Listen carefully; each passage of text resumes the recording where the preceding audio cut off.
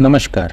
हम सभी ने दुनिया के कुछ सबसे मशहूर हीरे जैसे कोहिनूर, दरिया-ए-नूर और होप डायमंड के बारे में सुना है। हम इस बारे में भी जानते हैं कि ये हीरे अभी कहाँ हैं और किस प्रकार वहाँ पहुँचे, कितने राजाओं ने इन्हें धारण किया और कितने ही युद्ध इन डायमंड्स की वजह से लड़े गए। लेकिन क्या हम जानते हैं कि इन हीरो की उत्पत्ति कहाँ से हुई? तो आज हम जानते हैं कि हिंदुस्तान में स्थित एक ऐसी खदान के बारे में जहां पर इन सभी हीरो की उत्पत्ति हुई है। आज हम बात कर रहे हैं हैदराबाद में स्थित गोलकोंडा किले की, जिसमें 8 प्रवेश द्वारों के साथ 4 किले शामिल हैं और यह 11 किलोमीटर क्षेत्र में फैला हुआ है। गोलकोंडा अपने हीरे की खदानों और हीरे के व्यापार के लिए जाना जाता था। गोलकोंडा की खदानों में से कई प्रसिद्ध हीरे जैसे कोहिनूर, दरिया-ए-नूर, होप डायमंड, नूर उल एन, अकबर शाह और ग्रेट मुगल निकले हैं।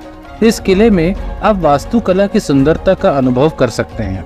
पूरे किले का परिसर कठिन परिश्रम को उजागर करता है। 400 वर्ष पूर्व किले के बगीचे अपनी खूबसूरत खुशबू के लिए जाने जाते थे।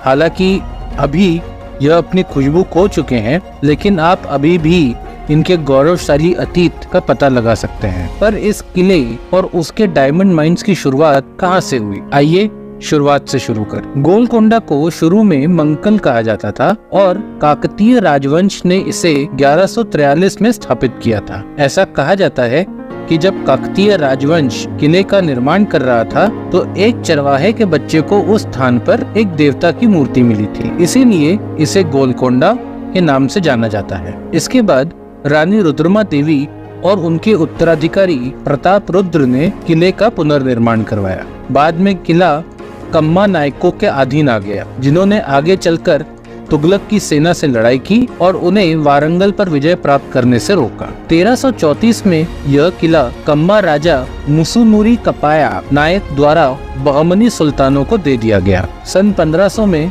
सुल्तान कुली कुतुब उल मुल्क को गवर्नर के रूप में गोलकोंडा भेजा गया था, जहां उन्होंने 1501 में शहर को राजनीतिक रूप से स्थापित किया। इस अवधि के दौरान बहमनी सल्तनत धीरे धीरे कमजोर हो गई और 1538 में सुल्तान कुली ने कुतुबशाही राजवंश की स्थापना की।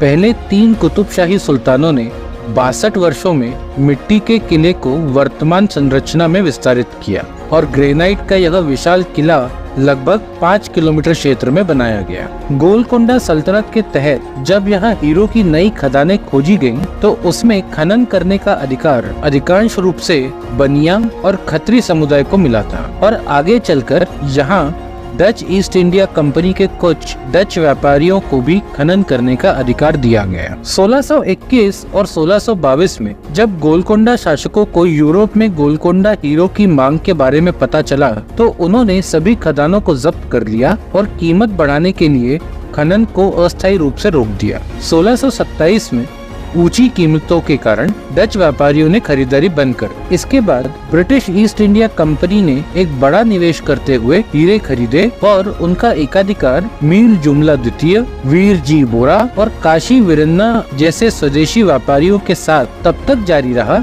जब तक ये खदानें खाली नहीं हो गईं। गोलकोंडा के कुतुबशाही साम्राज्य की राजधानी हैदराबाद में छत्रपति शिवाजी महाराज की ऐतिहासिक यात्रा फरवरी 1677 में हुई थी। कुतुब शाह, जो पहले से ही छत्रपति शिवाजी महाराज को मुगलों से सुरक्षा के बदले वार्षिक कर के रूप में 1 लाख का भुगतान कर रहा था, उसने अपनी राजधानी में छत्रपति शिवाजी महाराज का स्वागत करने और प्रसिद्ध मराठा नायक के साथ सीधी बातचीत करने की इच्छा जताई थी। छत्रपति शिवाजी महाराज की मृत्यु के 7 साल बाद मुगल सेना ने गोलकोंडा की ओर रुख किया। गोलकोंडा पर कब्जा करने में मुगल सेना को 8 महीने लगे, क्योंकि उस समय भारतीय उपमहाद्वीप में गोलकोंडा एक अजय किला था। हालांकि आखिर में औरंगजेब और उसकी फौज ने धोखे से जीत हासिल करके किले में प्रवेश किया और गोलकोंडा का गौरव समाप्त हो गया। अगर हम लोक कथाओं की माने तो औरंगजेब को नीच मानसिकता वाला कायर कहा जाता था। 17वीं शताब्दी में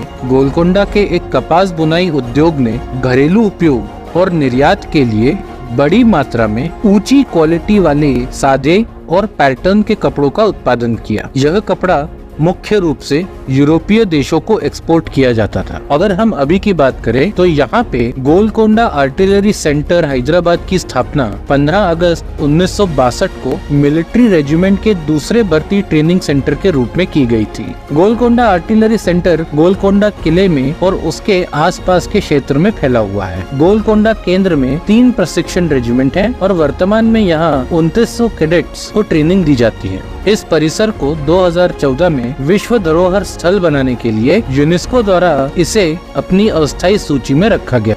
इसी के साथ हम गोलकोंडा किले के इतिहास को यहीं पूरा करते हैं और आपसे मिलते हैं अगले वीडियो में। धन्यवाद।